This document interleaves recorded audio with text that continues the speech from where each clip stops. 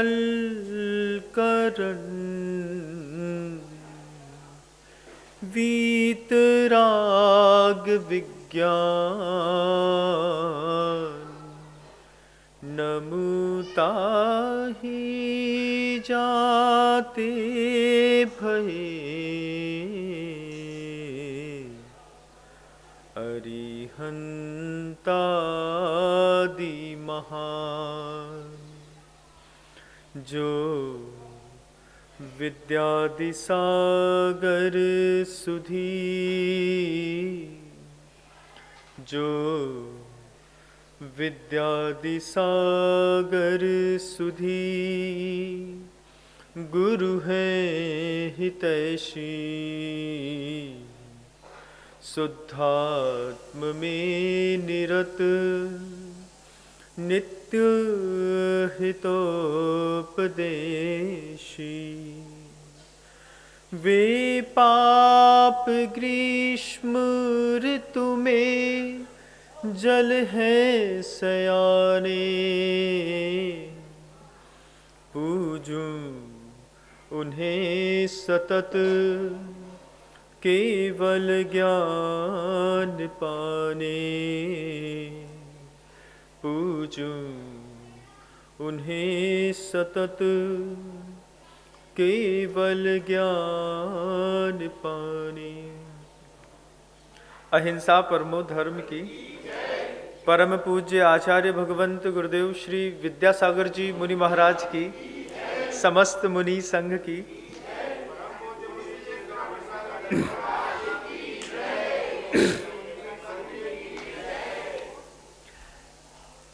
आपके सामने जब भी धर्म शब्द आता है, मुझे नहीं पता कि आप धर्म शब्द की अपने मन में क्या छवि बना के बैठे हैं। आप जाने आपके अंदर, मन के अंदर धर्म की क्या छवि है। बड़ी विचित्र प्रकार की छवियां, स्थितियां लोगों ने अपनी अपनी खुद की मानसिक वैचारिक धारणाओं के साथ धर्म की घर के अंदर बना के रखी है। एक अलमारी होती है घरों के अंदर। अगर हम आपसे पूछे धर्म क्या है, तो आपको सिर्फ आंख बंद करने पर अपने घर की एक अलमारी याद आती होगी, जिसमें दुनिया भर की तमाम फोटो लगी हुई है।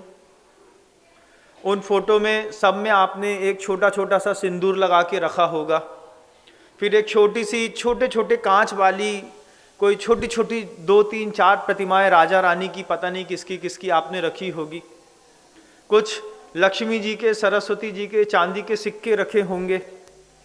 उसमें आपकी आदत पड़ गई है बरसों से एक दिया लगाने की। उसमें ऐसा पूरा एक वातावरण आपके घर के अंदर बना होगा। फिर एक छोटा सा नारियल कहीं बंधा होगा घर के अंदर, उसमें भी आपने स्वास्तिक बना दिया होगा, टीका लगा दिया होगा। वो चौके के अंदर भी हो सकता है, चौके के बाहर भी हो सकता है, आपकी बैठक में भी हो सकता है। जब कभी भी आपसे पूछा जाए कि धर्म की क्या परिभाषा है, तो जितने लोगों के कान तक ये धर्म शब्द जाता है, सब लोगों को धर्म की अलग अलग परिभाषा समझ में आती है। और कई लोग ऐसे हैं कि बस वो एक घर के अंदर कोई आला बना लेते हैं, कोई दरवाज़ा बना लेते हैं, कोई एक अलमारी में ये सारी तमाम दुनिया भर की फोटो रख लेते हैं। कितने सारे के क्षेत्रपाल, व्यंतर, देवी देवता, इष्ट की, सब की प्रतिमाएं रख दी हैं। सब की प्लास्टिक की छोटी छोटी प्रतिमाएं रख ली हैं। प्लास्टिक की जितनी भी प्रतिमाएं घर के अंदर हैं बंधुओं, उनके घर में रोज एक कोई अशुभ क्रिया जरूर होती है। जिनके घरों के अंदर प्लास्टिक की प्रतिमाओं में अगरबत्ती लगाई जाती है, जिनके घरों के अंदर प्लास्टिक की प्रतिमाओं के सामने या फिर किसी भी छोटी सी लाख की मूर्तियां मिलती होंगी बाजार में, उनकी दुकानों में लाख की मूर्तियां रखी रहती हैं। उन लाख की मूर्तियों में छोटे छोटे छोटे कांच टुकड़े लगे रहते हैं।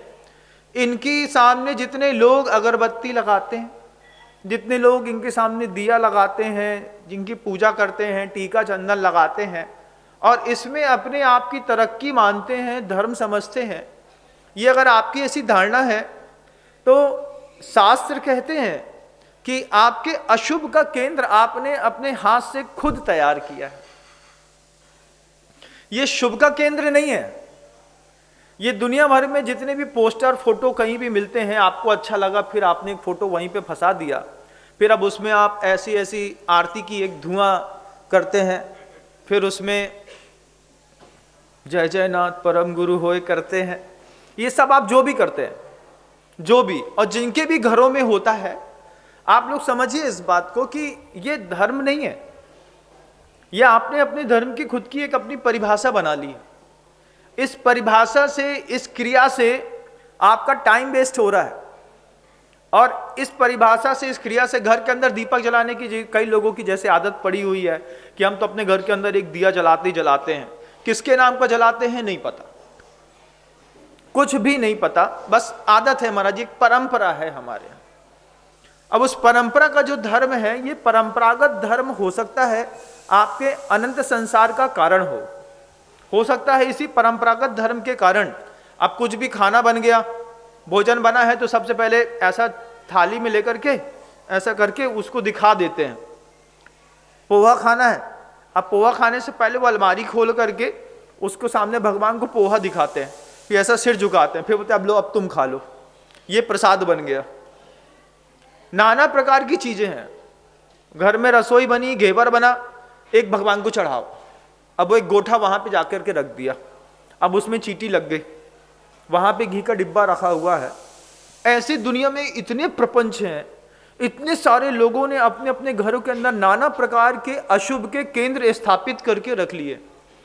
अब इन्हीं केंद्रों में जब आप अगरबत्ती लगाते हैं, जब आप दिया लगाते हैं, भूत व्यंतर किल्बिश जाति के जो देव होते हैं, जिनके अंदर छद्म प्रकृतियां रहती हैं, जिनके अंदर चंचलता ज़्यादा रहती है, जिनके अंदर कसाय परिणाम रहता है, जब ये देखते हैं कि इस मिथ्यादृष्टि जीव की आस्था उल्टी सीधी चीज़ों पर टिकी है, तो वो आपके घर के अंदर कुछ कमाल करने लगते हैं।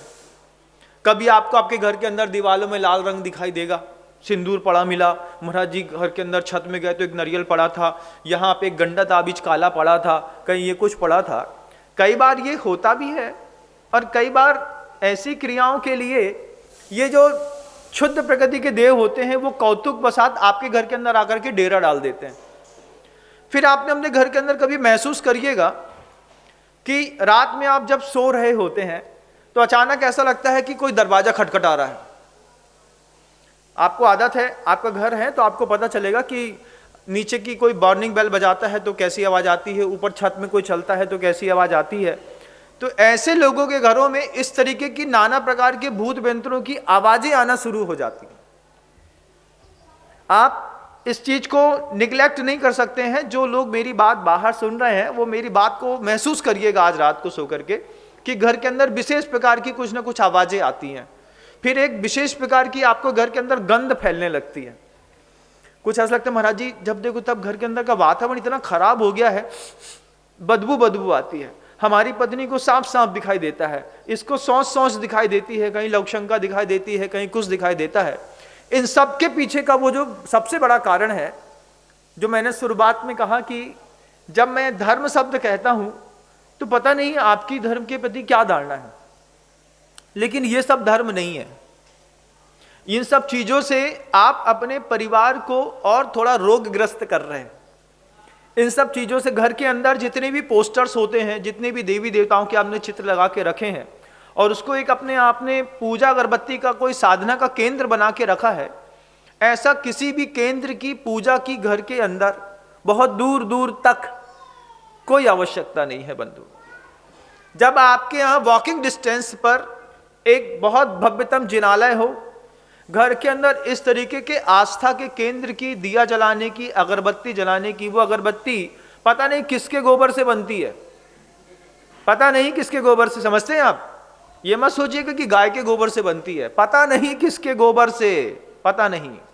वो अगरबत्ती बनती है इंदौर में, आप जाकर के देखिएगा, ट्रांसपोर्ट एरिया है बहुत बड़ा, उस ट्रांसपोर्ट एरिया के जस्ट बगल से अगरबत्तियों की बहुत बड़ी बड़ी फैक्ट्रियां हैं। छोटे छोटे लोग हैं, लगे रहते हैं, दुनिया भर का कचरा रहता है, डस्ट रहती है, बारूद रहता है, उसको मिला करके काड़ी आती है, बस उसमें महिलाएं सुबह 8 बजे से लगी रहती हैं, शाम को 6 बजे तक। बिल्कुल पवित्रतम स्थान पर जा करके आपने पता नहीं नाली के कचरे से बनाते हैं, मिट्टी से बनाते हैं, गोबर से बनाते हैं, गू से बनाते हैं, किससे बनाते हैं पता ही नहीं है हमको। क्योंकि स्मॉल स्केल इंडस्ट्रीज में आप देखिएगा, जिनको थोड़ी लागत में बहुत ज़्यादा बल्क में पैसा कमाने का चस्का चढ़ा हुआ है, ऐसे लोग बहुत खेल खेलते हैं। और हमने उन्हीं सारी अशुभ प्रवृत्तियों वाली वस्तु को, जो अशुद्ध है, उन अशुद्ध को उठा करके और मंदिर के अंदर ला करके ऐसा लगा दिया, चढ़ा दिया, बना दिया। कई जैन मंदिरों के अंदर भी अगरबत्तियां जलाई जाती हैं, और अगरबत्ती वही जलाते हैं, वही पता नहीं जो बाजार की अगरबत्ती आती है, सेंटेड माजा अगरबत्ती ले आए, लगा दिया। अब उससे क्या होता है, कोई मुझे बताइए, ये क्या ये धर्म है? आपको क्या लगता है ये धर्म है? आपको लगता है?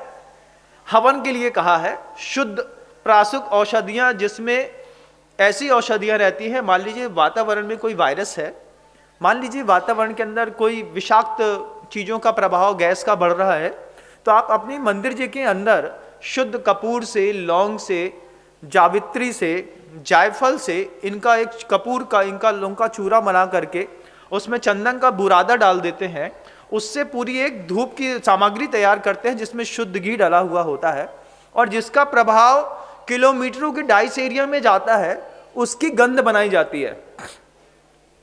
आप कभी ट्रांसपोर्ट एरिया इंदौर के जस्ट बगल से जो इंडस्ट्री लगी हुई है अगरबत्तियों की, आप जाके देखेंगे कि इतने सारे फ्रेग्रेंस बिकते हैं वहां पे कि किसी भी चीज में, मतलब आपके घर के अंदर अगर मान लीजिए पॉटी में भी डाल देंगे ना वो, तो वो 5, 7, 8, 10 दिन तक वो स्मेल बहुत अच्छी फ्रेग्रेंस के रूप में चेंज हो जाएगी।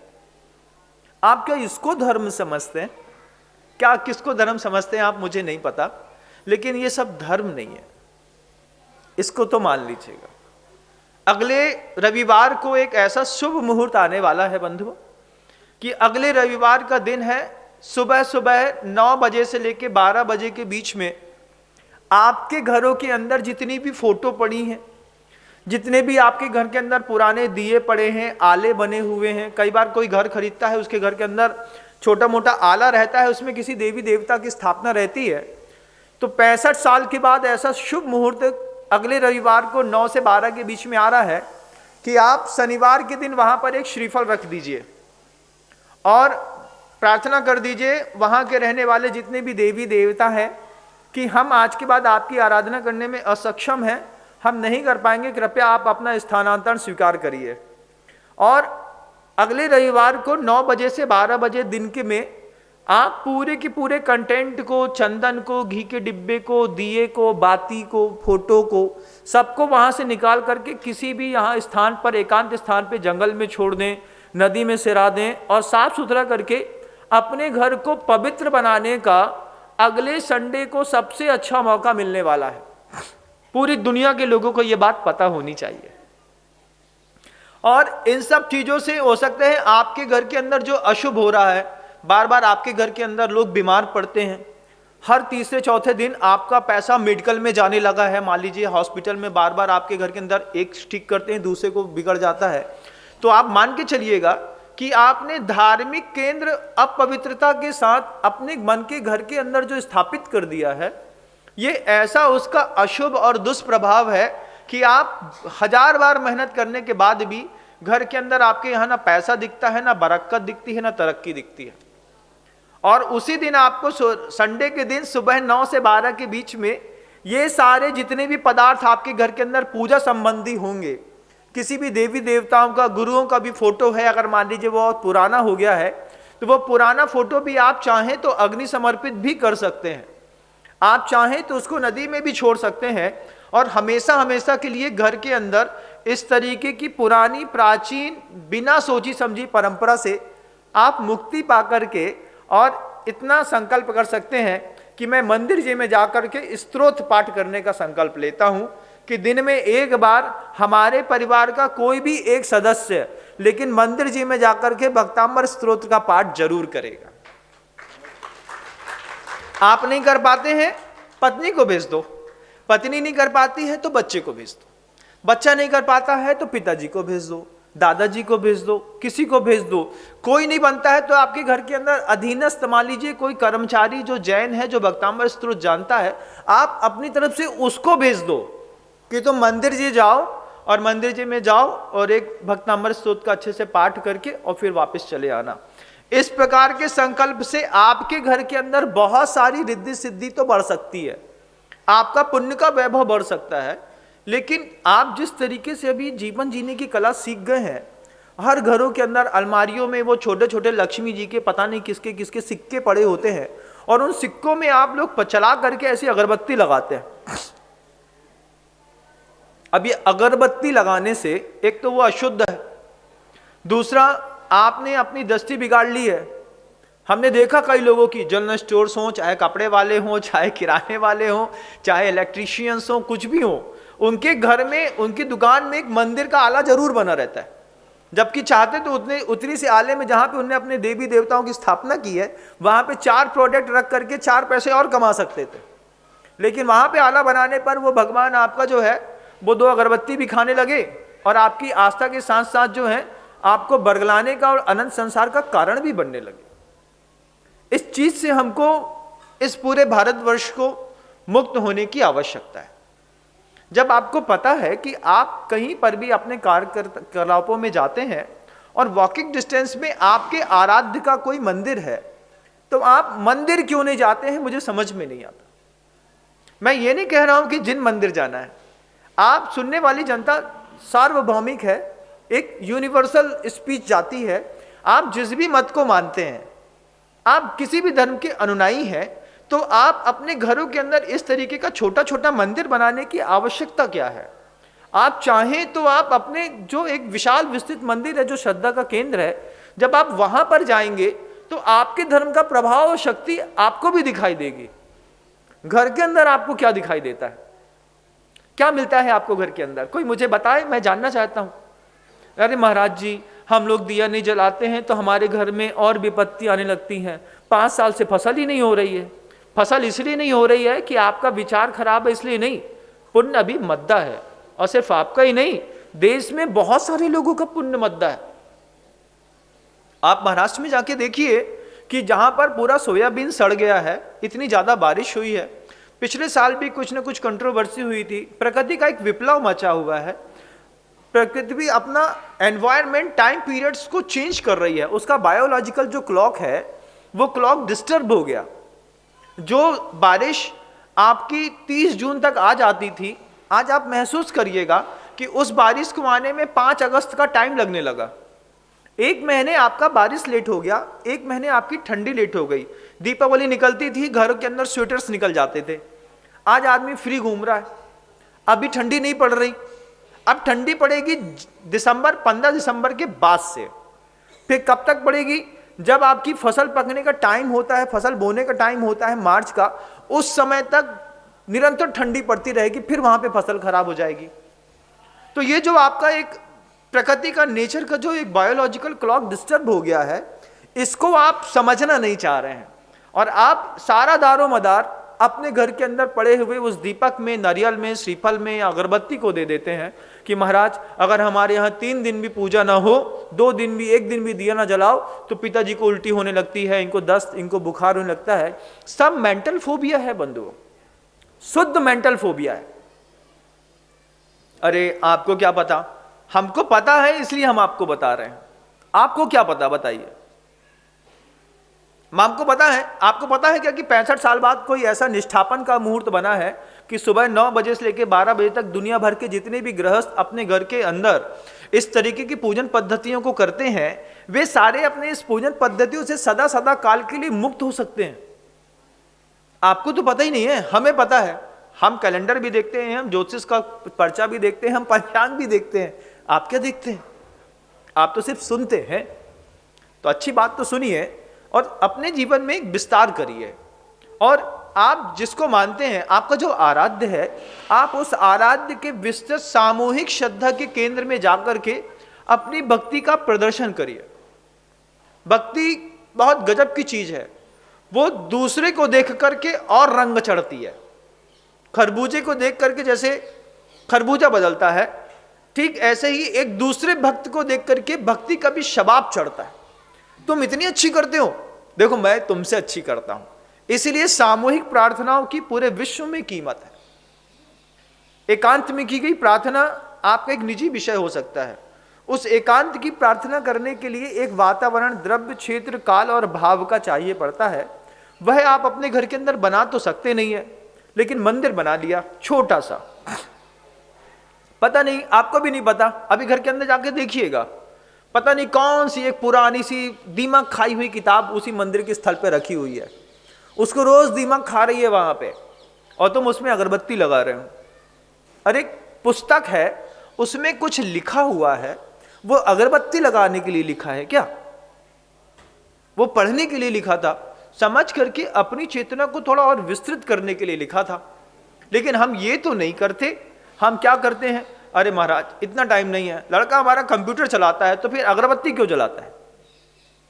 अरे महाराज जब वो रात में दूसरी वाली अगरबत्ती जलाते ना, तो दिन में थोड़ा ये वाली भी जलानी पड़ती है, नहीं तो फिर घर में पाप दिखने लगेगा। तो आपका तरीका कुछ और हो गया है। इस तरीके के ढकोसले वाले धर्म से दुनिया में किसी का उद्धार नहीं होता, किसी का भी नहीं। मनुष्य की एक बहुत दुर्बलता है कि वो संसार में आने के बाद सुरक्षा चाहता है। सुरक्षा चाहता है तो इसलिए वो अपने व्यवहारिक जीवन में बहुत सारी चीजों को एकत्रित करता है। वो अपना संसार बसाता है, संसार में कई लोगों के साथ पहले संसार बड़ा करता है।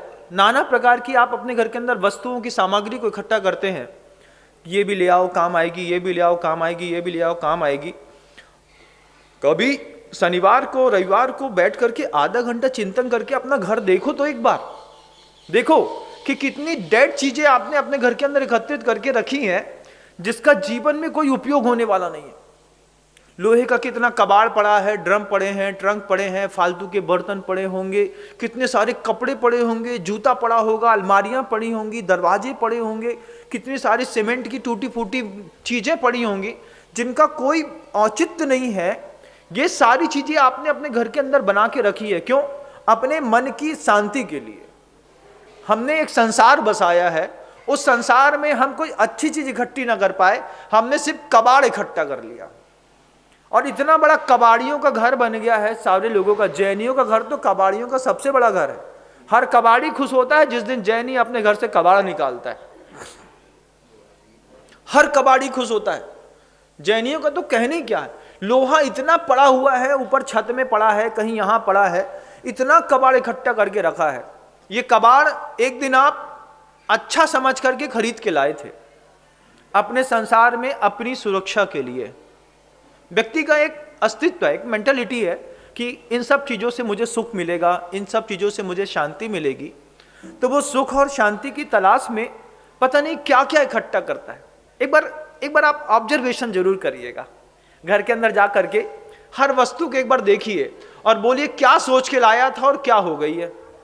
अब एक पुरानी सी मान लीजिए एक बाइसिकल पड़ी हुई है, एक मोपेड पड़ी हुई है, एक कार पड़ी हुई है, वो आप उसको प्रॉपर रखे हुए हैं, सहेजते हैं। क्यों सहेजते हैं? हम आपसे पूछे, नहीं हमारे पिताजी चले गए, शांत हो गए, पिताजी खरीद के लाए थे, वाह, तो उसका चरणामृत अभिषेक पीना और शुरू कर दो। गाड़ी है, पिताजी खरीद के लाए थे, पिताजी शांत हो गए, गाड़ी खड़ी है आज भी, हमारे पिताजी ने खरीदी थी, अच्छा तो मंदिर में ले जाकर के उसको कर दो, एक आरती का थोड़ा प्रोग्राम कर दो उसके साथ। क्या आप क्या चाहते हैं किसी चीज के साथ?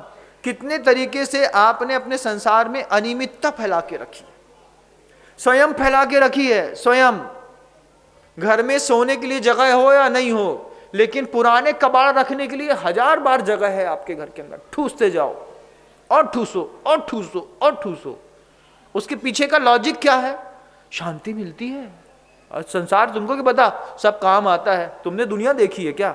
अच्छा तुमने देख ली है, मान लो जितने 65-70 साल के वो जो लोग हैं जिन्होंने दुनिया को खूब अच्छे से रस बना करके खूब चूसा, हड्डी के जैसे, मुंह में क्या निकला बताओ? थोड़ा सा खुद का खून निकला कि नहीं?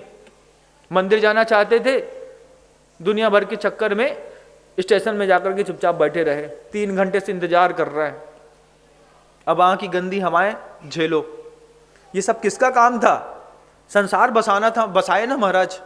मन को शांति चाहिए थी, शांति के चक्कर में बहुत सारा व्यक्ति इस संसार का सामग्री इकट्ठी करता है। शांति के चक्कर में व्यक्ति इस पूरे संसार में बहुत सारे संबंध इकट्ठे करता है, बहुत सारे संबंध बनाता है। मतलब आपका संबंध ऐसा नहीं कि इससे परिवार में आपके पिता या पुत्र से है। अगर आप देखेंगे तो आपको पता चलेगा कि आप अपने जीवन में अपने आप को जो भी समझते हैं, लेकिन अपनी शांति के लिए आपने दिगंबर साधुओं से भी संबंध बना के रखे। आप अपनी शांति के लिए मंदिर में भी आपने जिनेंद्र भगवान से भी संबंध बना के रखा है। फिर कोई एक पॉमस्ट्रोलॉजिस्ट पंडित जी भी हैं, उनसे भी आपका बहुत अच्छा संबंध होगा। बोले हम महाराज से 1000 बार सब चीज पूछेंगे, लेकिन वे पंडित जी जो हमारा ज्योतिषाचार्य है वो जब तक नहीं कहेगा कि तुम्हारी राहु की दशा भी ठीक नहीं हुई है, तब तक महाराज भी कहेंगे तो हम उस बात को नहीं मानेंगे। अब वो राहु की दशा महाराज ठीक नहीं कर सकते, सोचिए आप कौन ठीक करेगा? वो तो हमारा पंडित ही ठीक करेगा महाराज जी। अब वो हम आपसे आशीर्वाद लेके गए थे महाराज जी, फिर पंडित जी के पास गए, फलाने की कुंडली दिखाई, उनने कही कि इनको तो केतु बहुत भारी है और राहु की दशा भी साथ में चल रही है और शनि 7वें स्थान पे बैठो है और अड़हिया लगी है महाराज, सो हमसे सोई न बनो। तो हमने फिर कछु नहीं करो, हम आपकी क्षमा चाहत महाराज जी, आप हमें माफ कर दो। तो भैया गुरु मैं हूं कि वो जो 2 रुपए लेकर के तुमको ज्योतिष बता रहा है वो है? तुम्हारे जीवन का गुरु कौन है? और फिर उस ज्योतिषाचार से भी काम नहीं बनेगा, तो फिर आप अपने मन की शांति के लिए आपने जो संबंध बनाए हैं उसमें आप शुक्रवार को किसी के दरबार में चले जाएंगे। हाँ, बाबा साहब का दरबार। हमारे यहां भी एक घटना घट गई थी, मुझे बचपन की मुझे याद आती है। मैं बड़ा आश्चर्य होता है कि कितने मूर्ख थे हम लोग कि इतना सह गए। छोटे थे, प्रतिकार करने की सामर्थ्य नहीं थी। एक बाबा साहब आ गए हमारे घर के अंदर, वो रेगुलर चैन स्मोकर था, जब देखो तब सिगरेट पीता रहता था, 24 घंटा सिगरेट पीना। और उसने इतना बेवकूफ वाहियात तरीका बना दिया था कि वो आधी सिगरेट पीता था और ऐसे छोड़ देता था। फिर जिनने कभी जीवन में सिगरेट नहीं पी है उसको सिगरेट पीने का प्रसाद मिलता था, इसको फूको तो तुम्हारे यहां तरक्की होगी। ऐसे भी दुनिया में कितने बाबा साहब घूमते रहते हैं, जो आपने जो पाप कभी नहीं किया है वो आपसे करा देते हैं। आपका संबंध दुनिया में उनसे भी है बंधु। एक सामान्य व्यक्ति अपनी आत्मिक शांति के लिए सिगरेट पी रहा है, एक सामान्य व्यक्ति अपनी आत्मिक शांति के लिए किसी देवी देवता के दरबार में जाकर के बलि चढ़ा रहा है, एक सामान्य आदमी अपनी परिवार की शांति के लिए लोगों को हिंसात्मक उपदेश दे रहा है। क्या शांति की और धर्म की क्या परिभाषा है हमारे आपके अवचेतन इस मन में? क्या कहां से कहां पहुंच गए हम?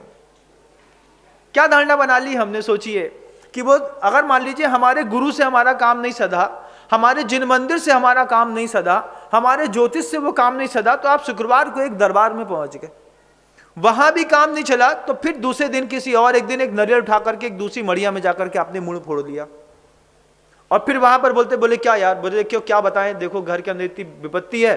अब महाराज जी के पास गए, महाराज जी से तो कुछ आता जाता है नहीं, वे तो नमोरियंताणम और भक्तांबर की बात बोलते हैं, वो नमो फेरते तो है माला, कुछ होता जाता तो कछु है नहीं है भैया। तो अब क्या करते? अब पिताजी को ऐसा ऐसा हो गया था, तो फिर हम उनके घर में गए, तब से आराम है। बहुत बढ़िया, तब से आपको आराम है जब से आपने वो नारियल उस मड़िया में फूका है। और आपको पता नहीं कि उसी नारियल की अनुमोदना करने पर उस मड़िया में आपने रेल चढ़ा के तो आ गए, लेकिन जब शनिवार को, गुरुवार को, शुक्रवार को, सोमवार को उसके यहाँ चूजे की, मुर्गे की बलि चढ़ाई जाती है, इस अनुमोदना के एक छोटे से श्रीफल से आपको उसकी हिंसा का पाप आपके मत्थे में बिना कहे लग गया, बिना कहे लग गया। लेकिन हम करते हैं। हमको जीवन में अगर स्वस्थ रहना है, हमको अपने जीवन निराकुलता पूर्वक जीना है, तो एक मनुष्य अज्ञानता के साथ किस तरीके का व्यवहार इस सृष्टि पर निर्मित करता है बंधु। आप देखिए अपने घर के अंदर, आप प्रवचन सुनते वक्त भी सुन रहे होंगे और समझ रहे होंगे कि महाराज मेरी अलमारी तक पहुंच चुके हैं, मैं तुम्हारे दिल तक पहुंच चुका हूं, मुझे पता है कि तुम्हारे दिल में क्या चलता है। निराकुलता का एकमात्र मार्ग है अहिंसा। नॉन वायलेंस लाइफ आप जितना जिएंगे आपके जीवन में समृद्धि उतनी बढ़ेगी। जितना आप द्रव्य रूप से और भाव रूप से हिंसक बनेंगे, उतना ज्यादा आपके जीवन में प्रतिकूलता बिना कहे आपको पग पग में आपका पग चूमेगी बंधु।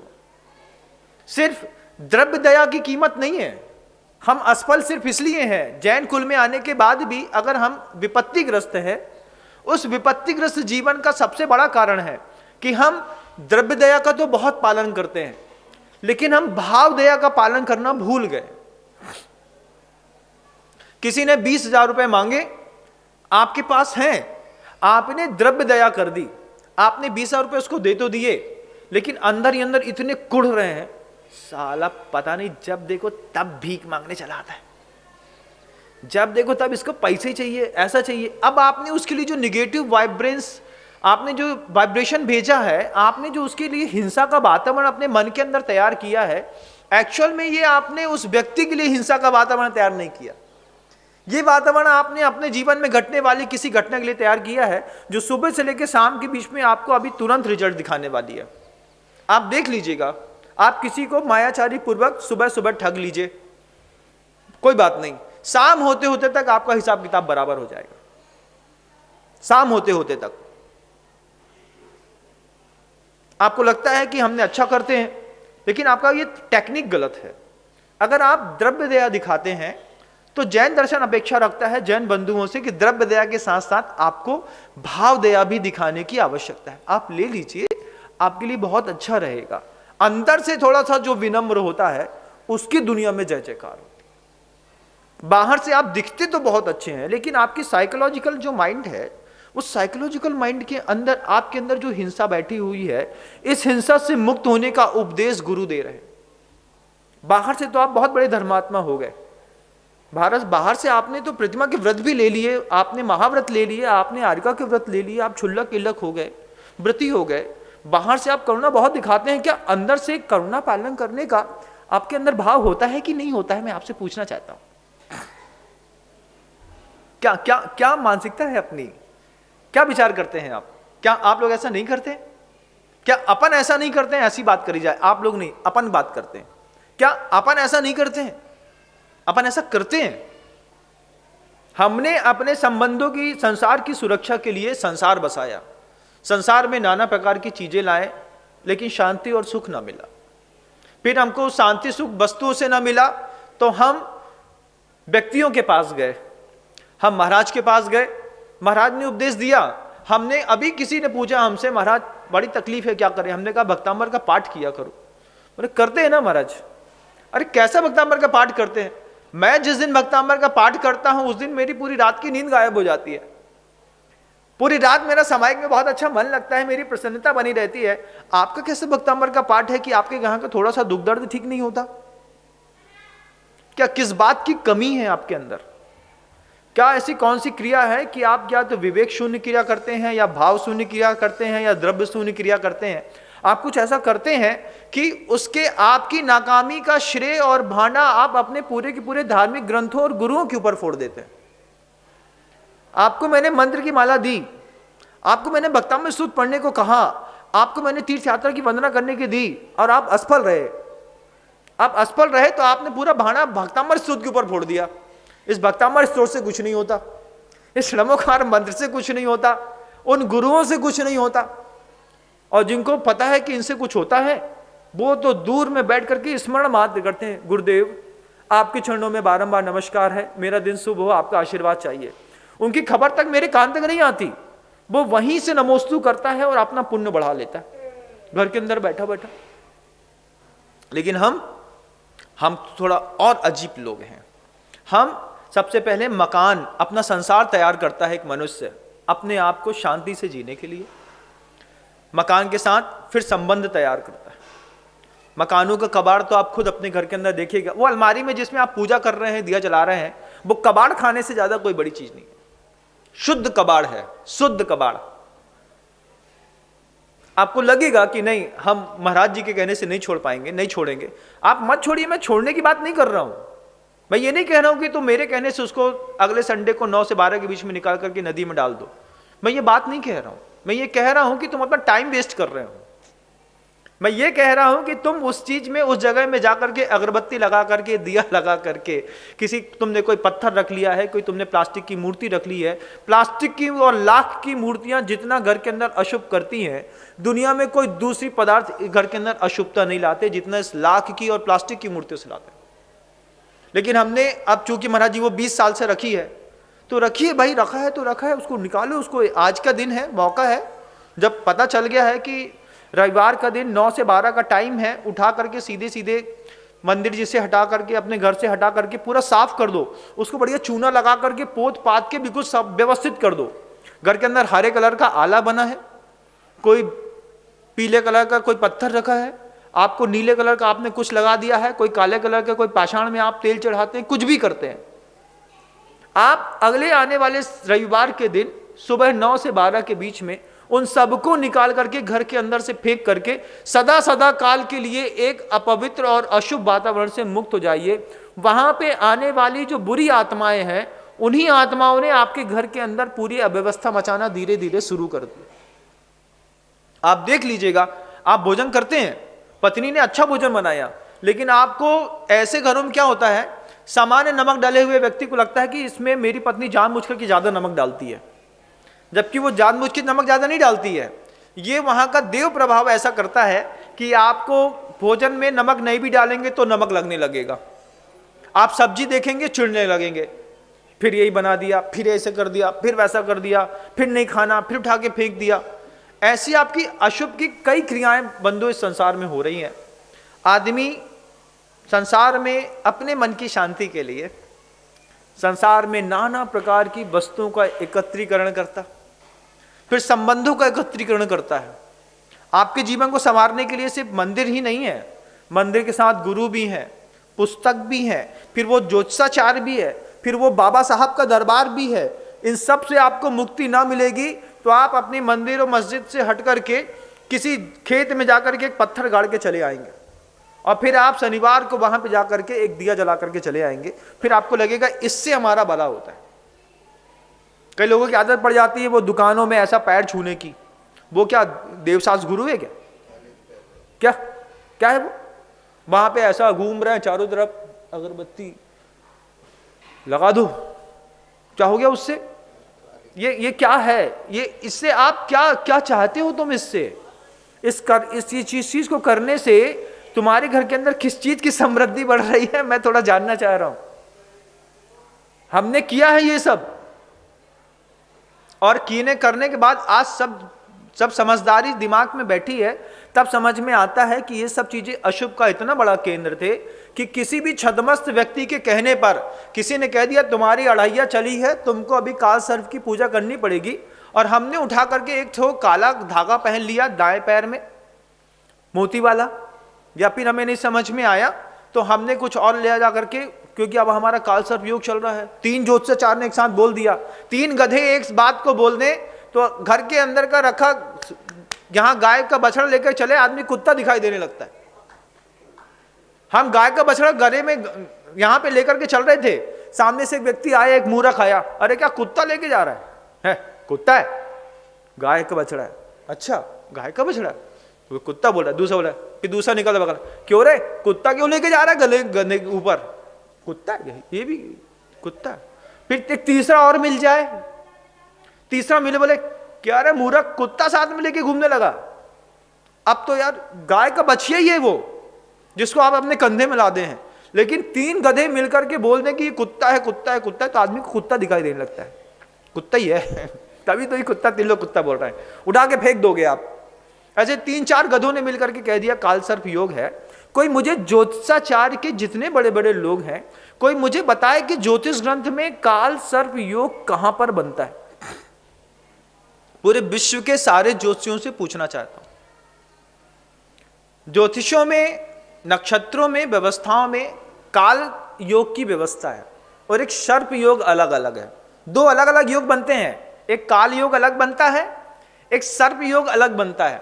और सर्प योग जरूरी नहीं कि आपका अशुभ ही करता है, लेकिन अब वो किसी को कैसे डाइवर्ट करेंगे, पैसा कमाने का फोबिया था, तो जो पामिस्ट्रोलॉजिस्ट थे उनने कहा जमाना हाईटेक हो गया, थोड़ा और स्टैंडर्ड में डराना पड़ेगा, तो भैया वो शनिवार की कालाष्टमी है और आपका काल सर्प योग है और 7.5 लगी है और केतु जो है वो 7वें स्थान पे है और शरीर का कलर काला है और आपके काले यहाँ पे काला तिल निकल आया है 3 दिन पहले, आप देख लीजिए, अब आपके साथ बहुत अशुभ होने वाला है। अब यही बात दूसरे गधे ने बोल दी, तीसरे गधे ने भी बोल दी। अब तो भैया क्या करें, बोले 21,000 की छोटी सी पूजा है, सब ठीक हो जाएगा। कुछ नहीं करना था, उसको अपने बच्चे की पेमेंट फीस भरनी थी, तो उसने तुमको धर्म के नाम पे उल्लू बनाया और तुम बन गए। अपने संसार को बचाए रखने के लिए आप क्या क्या नहीं करते हैं, आप सोचिए। और ठंडे दिमाग से सोचिएगा, महाराज आप कहां पे गलत बोल रहे हैं, बताए, कोई मुझे बताए ना, संदेश दें मुझे। मैं किसी का व्यक्तिगत विरोध नहीं कर रहा हूं, लेकिन आपकी ये जो मान्यताएं हैं कि हम संसार में, हमने कहा ना शुरुआत में कि धर्म शब्द जब आप सुनते हैं तो आपके मन के अंदर धर्म की क्या छवि बनती है मैं नहीं जानता, लेकिन जो भी छवि अगर इस तरीके की बनी है तो इस तरीके की छवि वाला कोई भी धर्म है ही नहीं। इन सब चीजों से मुक्ति मिल जाएगी तो फिर किसी लोगों ने सिखा दिया है कि वो गाड़ी से निकलो रात में तो हॉर्न बजाना पड़ता है, निकलो तो फिर वहां पर ऐसा करना पड़ता है, फिर वो ऐसा चूमो तब जाकर के वहां से रास्ता सफर प्रॉपर निकलता है। इन सब का कितना अच्छा उपाय है जैन दर्शन में। आपको लगता है कहीं पर भूत व्यंतर का स्थान बना हुआ है, आप निस्सही निस्सही निस्सही मुंह से बोलिए, आगे बढ़ जाइए। 3 शब्द हैं पूरी दुनिया में किसी भी व्यक्ति के लिए। महाराज जी हमारी लड़की को भूत चढ़ गया, तो गलती की होगी, किसी पेड़ एड़ के नीचे जा करके उसने कभी कोई अपवित्रता का वातावरण बना दिया होगा, जिसके कारण वहां का जो व्यंतर देव है वो रुष्ट हो गया होगा। एक छोटा सा उपाय प्रकल्प करें, घर के अंदर भी अंधेरे कमरे में अपने घर में भी घुसने से पहले 3 बार निस्सही निस्सही निस्सही बोलना पड़ता है। ये असही और निस्सही की व्यवस्था अगर आपने सीख ली तो दुनिया में कोई भी शक्ति आपको परेशान नहीं कर सकती। मूलाचार में तो स्पष्टता साधु के लिए कहा है कि जो साधु असही और निस्सही का प्रयोग नहीं करता है वो असमय में मृत्यु को प्राप्त भी हो सकता है और उसकी समाधि भी बिगड़ सकती है। कितनी बड़ी बात है, एक साधक के जीवन में कहा कि अगर वो निस्सही और असही का सही प्रयोग नहीं करते तो उनकी समाधि बिगड़ सकती है। वहां किसी को दिया जलाने की, मुंह से चूमने की, माथा टेकने की, दरबार में जाने की, गंडा ताबीज पहनने की कोई जरूरत ही नहीं है। सिर्फ एक शब्द की जरूरत है दुनिया में। कभी भी आप अंधेरे में प्रवेश कर रहे हो, कभी आप किसी अपरिचित स्थान में प्रवेश कर रहे हो, कभी आप बियाबान जंगल में प्रवेश कर रहे हो, कभी आप किसी नदी में प्रवेश कर रहे हो, कभी आप किसी खाई में किसी गहरे में नीचे उतर रहे हो, कहीं आप किसी टनल के अंदर जाकर के ऑब्जर्वेशन करने भी जा रहे हो, आपको दुनिया के कोई भी धर्म का व्यक्ति है वो 3 शब्द उसको बोलना है, निस्सही निस्सही निस्सही। 3 बार ही बोलना है बस। और दुनिया में कोई भी भूत व्यंतर होगा, कोई भी परेशान करने वाला देव होगा, वो उस पूरे स्थान को छोड़कर के इस 3 शब्द में इतनी ताकत है कि वो पूरी दुनिया के सारे स्थान से हट करके आपको रास्ता दे देगा। और जब आपका उस पूरे क्षेत्र से काम हो जाए तो फिर आपको 3 शब्द पुनः बोलने हैं, असही असही असही। ये असही असही असही मतलब मेरा यहां पर काम हो गया है और जो यहां पर अदृश्य शक्तियां थीं जिनको मैंने यहां से हटने का संकेत दिया था, ये असही असही असही शब्द कहता है कि आप पुनः अपने स्थान पर आकर के वापस बैठ सकते हैं, मुझे अब आपसे कोई आपत्ति नहीं है। व्यक्ति को अपने संसार को व्यवस्थित रखने के लिए किसी भी पूजा, किसी भी प्रकार की इस तरीके की अगरबत्ती, थोड़ा आला बनाना, अलमारी में फोटो रखना, उन फोटो की पूजा करना, टीका लगाना, उसमें आपके दादाजी की भी फोटो है, दद्दा जी की भी फोटो है, पर दद्दा जी की भी फोटो है, सब में आपने टीका लगा के रखे, लाल कुमकुम का टीका लगा दिया। महाराज तो बहुत पुरानी परंपरा है, हमारे बाबा जी करते थे। अच्छा तब तुम भी करो, फिर तुम्हारा लड़का भी करेगा, एक आध दिन भूकंप आएगा, सब मिट जाएगा एक साथ। इन सब का उपाय है बंधुओं, जब आप कभी भी किसी भी एकांत स्थान पे, अपने ही घर में, अपने बाथरूम में भी प्रवेश कर रहे हैं तो आपको सबसे पहले निस्सही बोल देना चाहिए। क्यों? बिल्कुल अंधेरा है आपके घर के अंदर, तो आपको ऐसे किसी भी शौच स्थादिक में जाने से पहले निस्सही निस्सही शब्द का प्रयोग करके ही आप लघु शंका, दीर्घ शंका इत्यादि करते हैं, तो आपको किसी भी प्रकार की ऊपरी बाधा जीवन में कभी भी नहीं हो, कभी भी। ऐसा नहीं किसी जैनों को नहीं होगी, दुनिया में जो भी व्यक्ति मेरी यह बात को सुन रहा है, किसी को भी इस तरीके की कोई भी दुराव्यवस्था नहीं बनेगी, कोई भी भूत व्यंतर परेशान नहीं करेगा। सिर्फ आपको प्रवेश करते समय, शुरुआत करते समय निस्सही निस्सही निस्सही शब्द बोलना है, जब आपका पूरा काम हो जाए फिर आपको असही असही असही हो बोल करके और वहां से चुपचाप निकल जाना है। आप समृद्ध बने रहेंगे। लेकिन आप बहुत कुछ करते हैं और कई लोग तो इस जंजाल में इतना फंस चुके होते हैं कि प्रोफेसर होने के बावजूद, डॉक्टर होने के बावजूद, नासा और इसरो में अच्छे बड़े साइंटिस्ट होने के बावजूद ये अपनी इस धार्मिक मान्यताओं से कभी बाहर नहीं निकल पाते। दुनिया में सब कर सकते हैं लेकिन इस तरीके की धार्मिक मान्यताओं से हम बाहर निकलने का कोई पुरुषार्थ कभी कर ही नहीं पाते हैं। पता नहीं उस धर्म शब्द ने आपके मन के अंदर कैसी हलचल बना के रखी है, पूर्वजों ने आपको क्या किस तरीके का, ये शुद्ध अग्रहित मिथ्यात्व है। और कई लोगों के लिए ग्रहित मिथ्यात्व भी है। अग्रहित मिथ्यात्व उनके लिए है जो अपने ही परिवार में देखा सीखे सीख गए हैं, और कुछ ग्रहित मिथ्यात्व है अभी तक नहीं करते थे लेकिन कल से एक धागा बांध दिया है, एक गंडा ताबीज यहाँ पे बांध दिया है। वो जो वैचारिक शक्तियों में घर के अंदर की किसी भी माँ बेटियों को किसी भी प्रकार के गंडा ताबीज पहना करके आपको लगता है कि अगर आप उनकी सुरक्षा कर रहे हैं तो आप भ्रम में हैं। आपने किसी भी मत का कोई भी गंडा ताबीज अपने घर की जवान बेटी को पहनाया है तो उसको पहनाने जिसने वो ताबीज दिया है वो उसके नाम का अगर वहां पे कोई अनुष्ठान करता है तो उसके कारण आपकी बच्ची घर के अंदर परेशान हो सकती है। इस बात को आप ध्यान रखिएगा। बच्ची पढ़ने के बहाने कहीं और भी जा सकती है और उसके जवाबदार आप लोग होंगे। ये अंधविश्वास की झड़ियों को आज पूरे संसार से मिटाने की आवश्यकता है बंधु। घोर अंधविश्वास है ये सब। ये नहीं करते हैं तो ऐसा हो जाता है। आप दुनिया में सिर्फ निस्सही और असही के प्रयोग करने की संकल्प कर लीजिए। दुनिया की कोई भी पैशाचिक भूत मंत्र की कोई भी शक्ति आपको कभी परेशान नहीं करेगी, कभी भी परेशान नहीं करेगी। और प्रतिक्रमण करिए। जितनी भी वर्षों से हम इस चीज की आराधना करते चले आए हैं और आराधना करते करते करते हमारे घर के अंदर की सबकी एक जैसी विचारधारा बन गई है।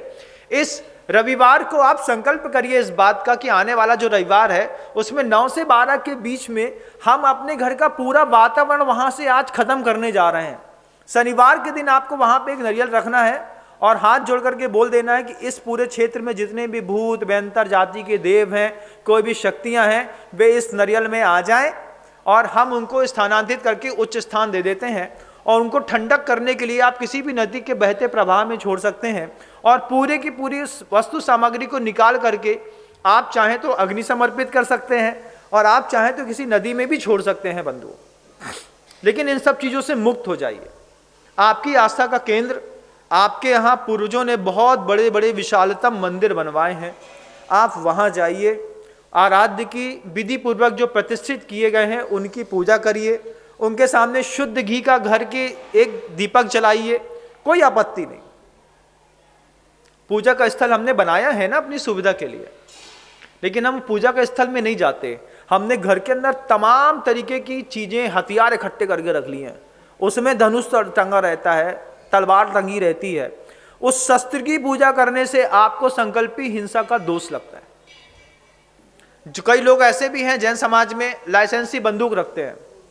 क्या शौक के लिए महाराज 3-4 तमंचे तो पड़े हैं घर के अंदर। 80 रुपए की गोली आती है, सरकार जो है साल में 70-80 गोली देती है, रखा है। जितनी वक्त तक आपके नाम का लाइसेंस बना है, जितने वक्त तक आपके पास लाइसेंसी बंदूक आपके घर के अंदर रखी है, तत्संबंधी हिंसा का आश्रव आपको प्रत्येक समय हो रहा है। आप गोली चलाएं या ना चलाएं, लेकिन आपको आश्रव तो प्रत्येक संबंधी हिंसा का हो रहा है, क्योंकि आपने अपना धन हिंसा करने के निमित्त से ही खर्च किया है।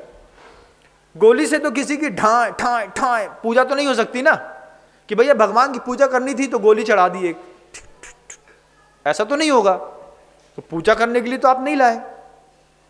आप किसी को वहां से, ऐसा भी नहीं है कि वो कोई बर्थडे गिफ्ट है कि उठा करके पड़ोसी को दे दिया, आज तुम्हारा बर्थडे था, हमने सोचा गनी दे देते हैं, तो 5 लाख की मेंटल पेस्टो दे दी।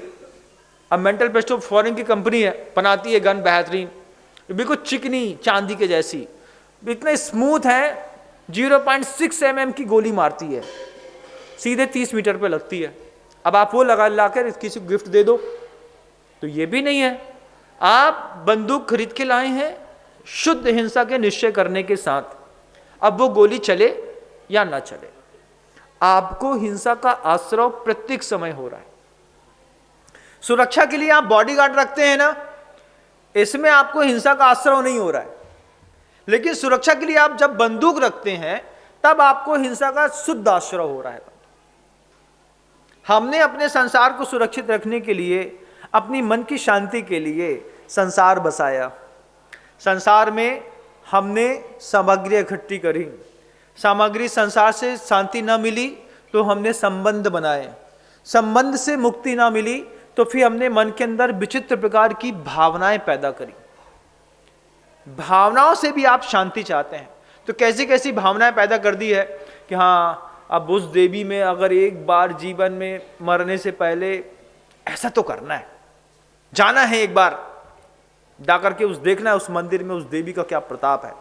अब वहां जाकर के बहुत सारे लोग हिल रहे हैं, तुम भी धीरे से हिलने लगे, अब तुमको भी देवी आ गई।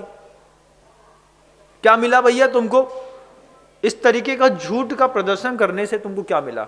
लेकिन तुम शांति चाहते थे और तुमने शांति के चक्कर में पूरे दुनिया में ऐसा विप्लव मचा दिया कुछ लोगों ने कि जिसके कारण से धर्म बहुत दूर हो गया। आज धर्म की कोई परिभाषा सटीक किसी को नहीं आती। आचार्यों से पूछते हैं तो आचार्य की भाषा समझ में भी नहीं आती।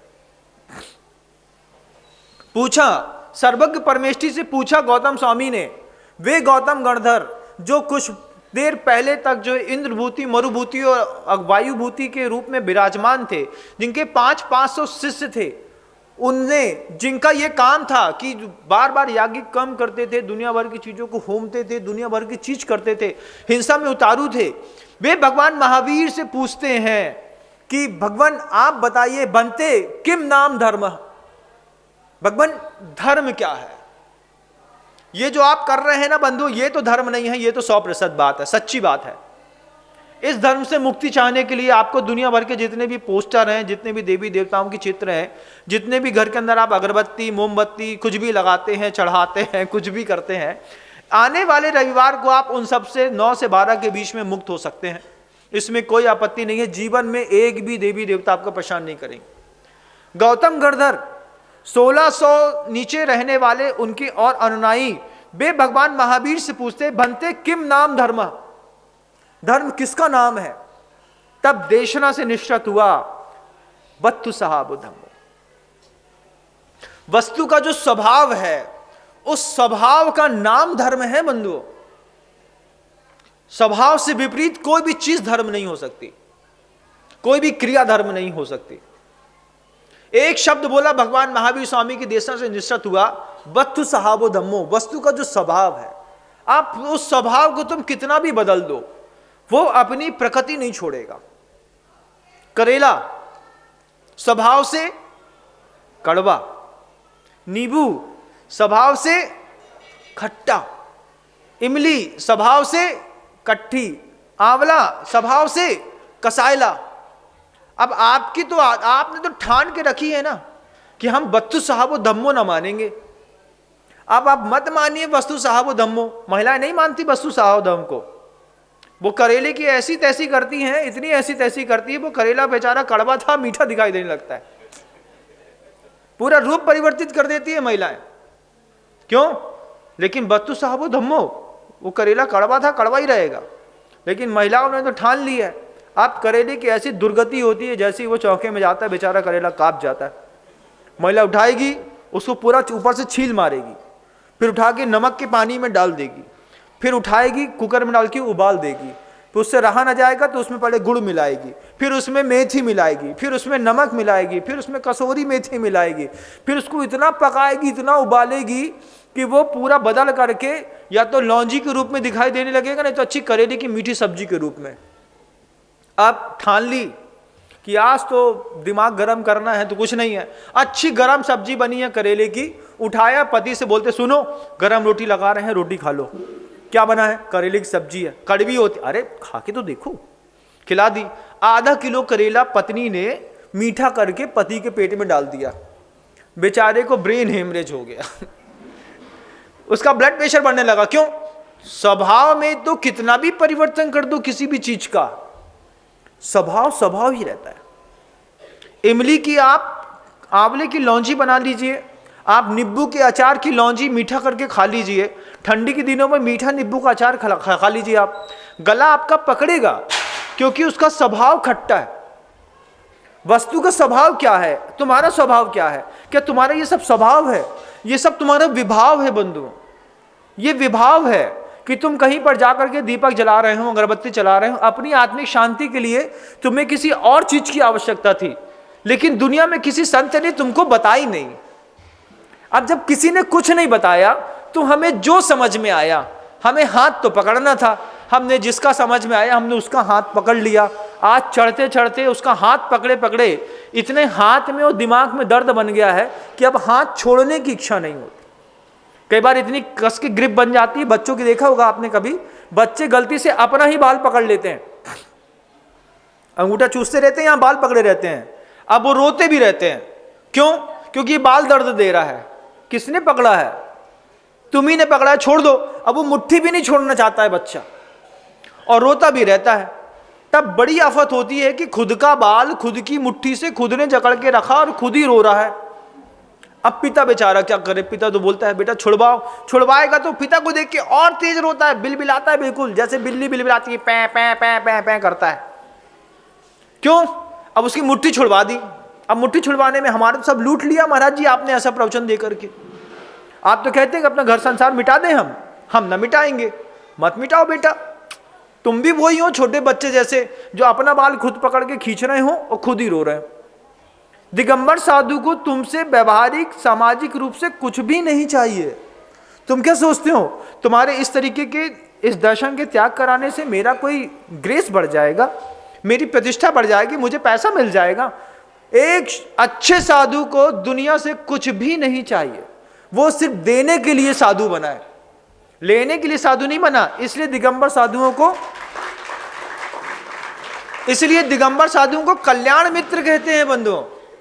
वे दिगंबर साधु साधु ना होकर के कल्याण मित्र होते हैं कि किसी के जीवन में चले आए, मिल जाए, किसी को अपना भक्त मान ले, शिष्य मान ले। परम सौभाग्य है कि ऐसी निश्चल बुद्धि के संत ने मुझे अपना शिष्य मान लिया, मैं उनको अपना गुरु मान बैठा, उनके ऊपर श्रद्धा समर्पित कर बैठा। अच्छा साधु आपको जरूर पार लगाएगा।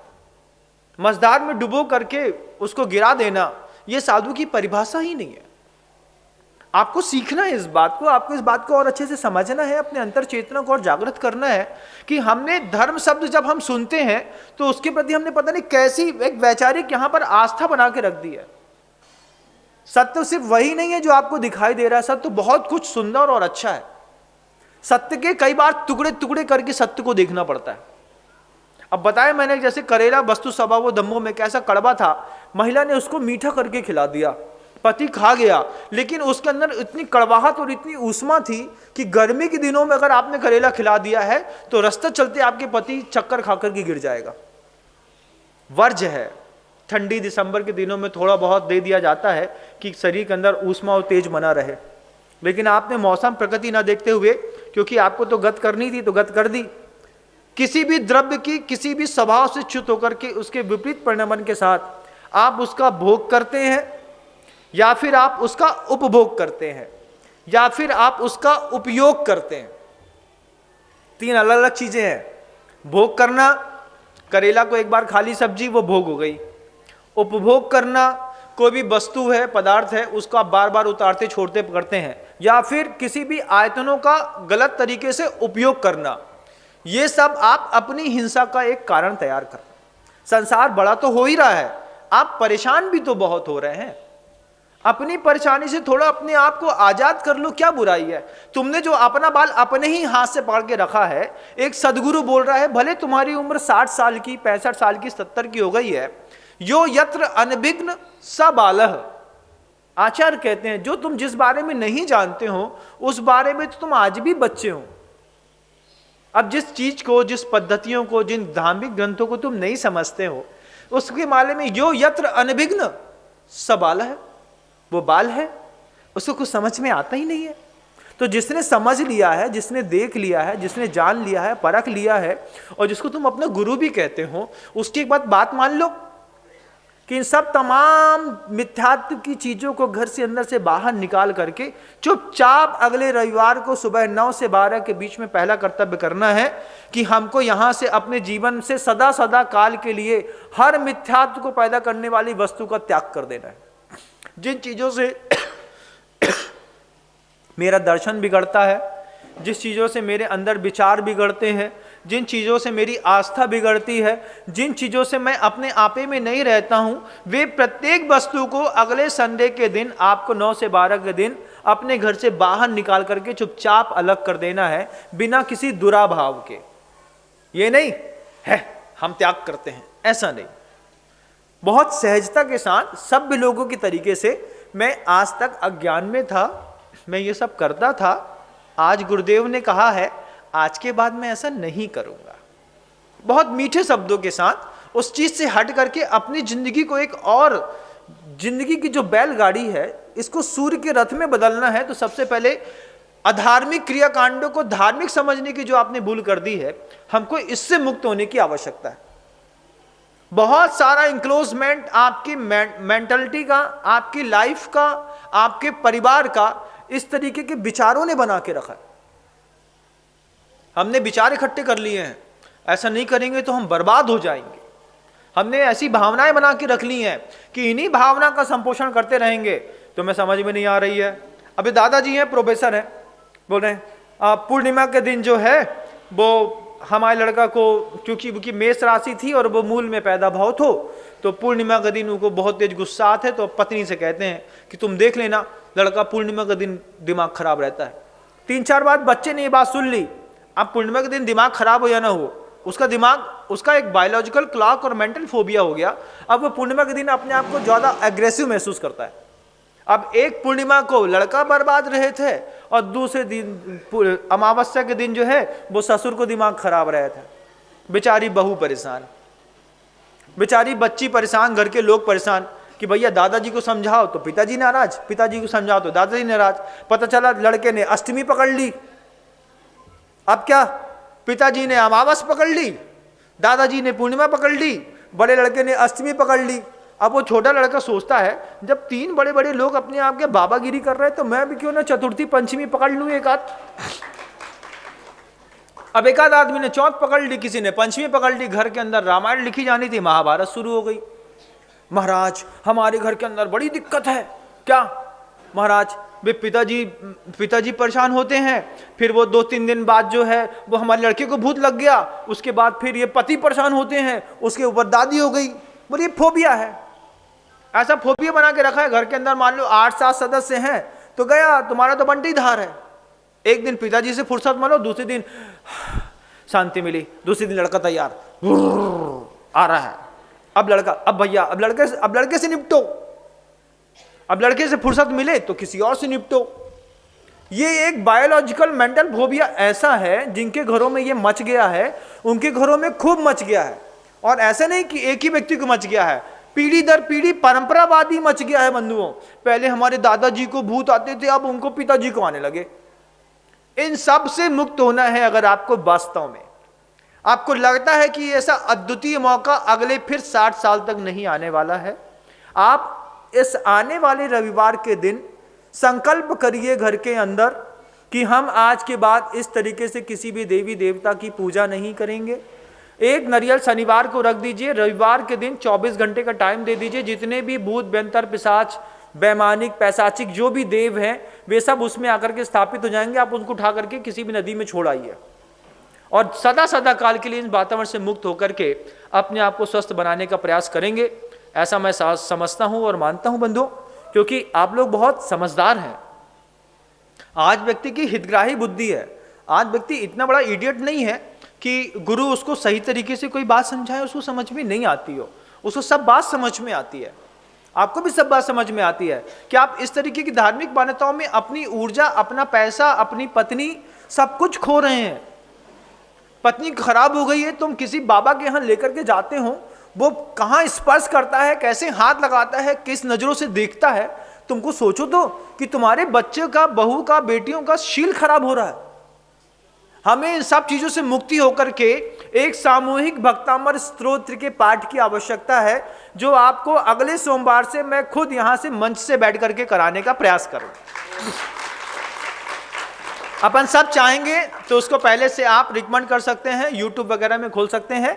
अपन एक भक्तामर स्तोत्र का पाठ करेंगे, एक अपना दीप आरती करेंगे और अपने घर के अंदर एक अच्छा माहौल और पवित्र वातावरण बनाने का प्रयास करेंगे, जिसके माध्यम से हम दुनिया भर के लोगों को सुख और समृद्धि का वास्तविक संदेश दे सकें।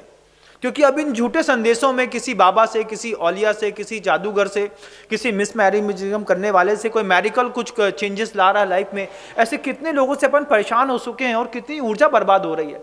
अभी भी आप सुनते सुनते भी पैसा निकाल रहे होंगे घर के अंदर कि भैया 10,000 रुपये निकाल लो, उन ज्योतिषाचार्य को देना है, बाबा जी को देना है। कृपया 10,000 रुपये निकालने की कोई जरूरत ही नहीं है, घर के अंदर लगा के रखो, सिर्फ एक नारियल ले आओ 20 रुपये का और संकल्प कर लो कि आज के बाद मैं इन सब चीजों का त्याग करता हूं, जिंदगी और बहुत खूबसूरत हो जाएगी, बहुत खूबसूरत। क्योंकि धर्म वस्तु साहबो धम्मो बंधु, वस्तु का स्वभाव का नाम धर्म है। जीवाणम रक्षणो धम्मो, जीवों की रक्षा करने का नाम धर्म है। तीर्थंकर भगवान महावीर स्वामी की ये देशना है कि जीवों की रक्षा करोगे तुम्हारी धर्म रक्षा करेगा। धर्मो रक्षति रक्षिता है, तुम रक्षा करो तुम्हारी भी रक्षा होगी। वस्तु साहबो धम्मो, जीवाणम रक्षणो धम्मो, क्षमाधिभावो 10 विहो धम्मो। ये उच्चतम साधुओं के लिए लिखा गया है कि जो साधु श्रमण बन करके बैठे हैं, जो आरिका भगवंत बैठी हैं, जो साध्वियां हैं, जो साधु वर्ग हैं, जिन्होंने अपने जीवन को तप की अग्नि में झोंका है, उनके लिए बोल दिया तुम्हारा धर्म जो है वस्तु साहब तो है ही, साथ में क्षमाधिभावो 10 विहो धम्मो, क्षमा अधिक 10 प्रकार के धर्म का भी पालन करोगे, जिससे तुमको समृद्धि मिलेगी, आपकी जिंदगी खूबसूरत बने। ऐसी मैं भावना तो कर सकता हूं ना, मेरी इस भावना करने से आप मुझे रोक नहीं सकते। आप अपनी धार्मिक मान्यताओं को छोड़ें या ना छोड़ें, इससे मैं आपके घर के अंदर आकर के देखूंगा तो नहीं, लेकिन मुझे आपसे प्रेम है। मैं चाहता हूं कि दुनिया में हर व्यक्ति समृद्ध हो, क्योंकि एक संत ही है जो ऐसा सोच सकता है। मैं ये नहीं चाहता कि आप मुझसे प्रेम करें, लेकिन एक सार्वभौमिक वात्सल्य को लुटाने वाला कोई संत होता है तो उसकी भावना होती है कि जिन कारणों से, जिन संसाधनों से मैंने सुख पाया है, उन संसाधनों को आपको भी देकर के मैं चाहता हूं कि आप भी सुख को प्राप्त करें, आपके जीवन में भी ऐसी समृद्धि बढ़े, आप मिथ्यात्व को छोड़ पाएं, अपनी नास्तिकता से दूर हों, अपने काफिरपने को छोड़ पाएं, आप अपने अनबेरेबल क्वालिटी को आप डिस्प्लिन करके अपने आप को बेरेबल, आस्तिक, अपने आप को सम्यक दृष्टि बनाने का ऐसा प्रयास करें, ऐसी पवित्रतम भावनाओं के साथ कि हम दुनिया भर के बेजंजाल जो हमने अज्ञानता में अपने घर के अंदर पाल लिए हैं, इस रविवार को छोड़ करके हम सदा काल के लिए अपने परिवार में एक समृद्धि का नया इतिहास लिखेंगे। मंगलकारी भावनाओं के साथ गुरुदेव श्री विद्यासागर जी मुनि महाराज के पावन पुण्य चरणों में बारंबार अपन सब मिलकर नमस्कार करते हैं। भगवान नमोस्तु नमोस्तु नमोस्तु, अहिंसा परमो धर्म की। भगवंत गुरुदेव श्री विद्यासागर जी मुनि महाराज की। जा वाणी के ज्ञान से सूझे लोकालोक, सो वाणी मस्तक नमु सदा देतूं धोक। माँ जिनवाणी भारती तोहे जपो दिन रैन, जो तेरी शरणा गहे सो पावे सुख चैन।